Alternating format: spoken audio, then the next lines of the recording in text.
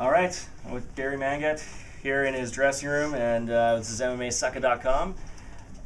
Dude, I gotta tell you, they gave Fight of the Night away before the main event, which I never understand anyway, man, because your fight tonight was Fight of the Night by far. Just give us, break it down for me a little bit, man. Like, just tell me all about it. You've got a lot of few bumps and bruises. Yeah, I definitely do, man. I'll try to remember what I do remember of it. Yeah. It took me about half a round to wake up to remember that I was in the main event and the fight's going on. I think it was a leg kick that woke me up right to the inside leg, and then I knew the fight was going on. In the second round, I just kind of came out. I knew I might have given the first round away just because I was in a wake, so I knew I was down one round. Then I saw Bibiano on the side. He was like, "Bro, I've seen you better in training." And I was like, "Oh yeah, Bibiano's here." Bibiano had all my core here, and they were kind of looking at me. They know there's I wasn't showing my best at that time, so I came out in the second and third round, just gave it all I could, lay it out there, and so I can watch this a week from now and know that I left it all out there and not regret anything about it.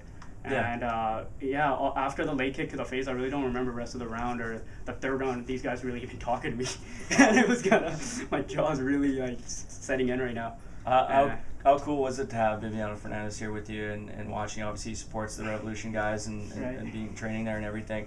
Must be quite an inspiration to be able to have him here as well as to train with him. You know something? It's an inspiration to have any of these guys here with like Cajun, Tyler, all these guys. Like I've been working with Tim. Lake's with me. I've been with me since day one, and to have any of these guys, it means a lot. Like this is the first time I think we really had the full Revolution team out. It's usually two of us that show up to these fights, and it felt like we were back at the gym around the cage just doing sparring sessions, and that's what I think brought the best out of me. I didn't want to disappoint these guys, and then Bibiano being there, it's just that extra topping on the cake, and it actually helped my performance, I think.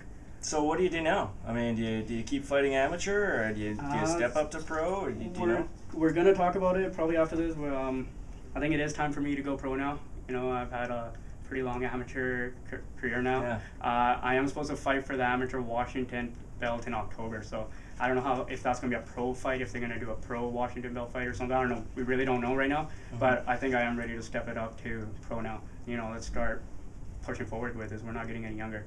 So how much will that change your training? I mean, you're there all the time. I mean, you spent pretty much your entire summer probably training for this. Yeah, fight, I actually did. Yeah, summer 2010 was dedicated to this, so I can't wait to enjoy the rest of summer 2010 now and just not have to wake up tomorrow and think that the fight's coming one day closer.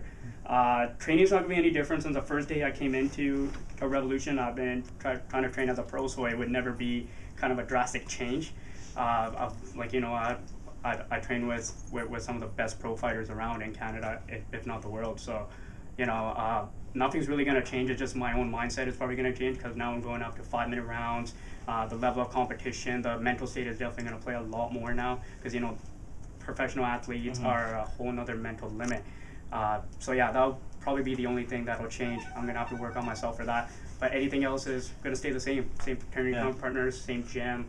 Same people I've been surrounded by. They're my family, right? So they've been there since day one. How frustrating is it to know that if you wanted to fight pro, you're going to have to fight somewhere else than Vancouver? Yeah, I'm probably going to have to go to the U.S. again, probably going to have to go to the States. That's where I started my amateur career. So that's why a lot of people here, they're like, dude, we've only seen you fight once. We didn't even know you fought and stuff like that unless we find out from YouTube or something like that. Because they thought I only had 2 fights. A lot of people think I've only had 2 fights, the one in May with Battlefield and this one. But I've been in the States for the past 2 years fighting up there under, same cards as Ryan Couture, who just controlled my first amateur fight. He was the main event. I was the co-main event in the States. And, he just turned pro in Strikeforce. And he's had the same amount of fights. So, I'll probably have to go back to the States. If not, it'll probably be farther up east somewhere. That's unfortunate, eh? Yeah, it definitely is. I love fighting from the home crowd. It definitely pushed me today. It was crazy to hear them chanting my name. These are the only things I ever kind of laid up at night kind of thinking about. One day this day would come. I didn't think it would come. You kind of imagine it, but you don't expect it to always kind of show up. And when it does, you're like, it's really happening now. And I was actually in the cage when I realized that was really happening now. Last question for you, and just a lot of people out there say, fighters are a bunch of gangsters and thugs. Tell us a little bit about you. Something, I don't come from any rough childhood. I don't come from, I was my family they've raised me well. If anything, I was just kind of the picked on kid. I never made the basketball team. I was too slow for the soccer team. I was always the follower. I'd get stuffed in lockers, picked on. I was an easy kid to pick on. And so once I moved up to Vancouver about 4 years ago, I just came across mixed martial arts. And you know something, when you spend your whole life, 17, 18 years of your life being told what to do, what you're capable of and what you're not capable of, you kind of want to start proving people wrong. And now I'm the only one who tells myself what I'm capable of and what I'm not capable of. And I'm capable of everything, and there's no limit to me. And that's something that mixed martial arts has given me. It wasn't me them having to take me off the streets so I can direct my negative energy towards a positive way.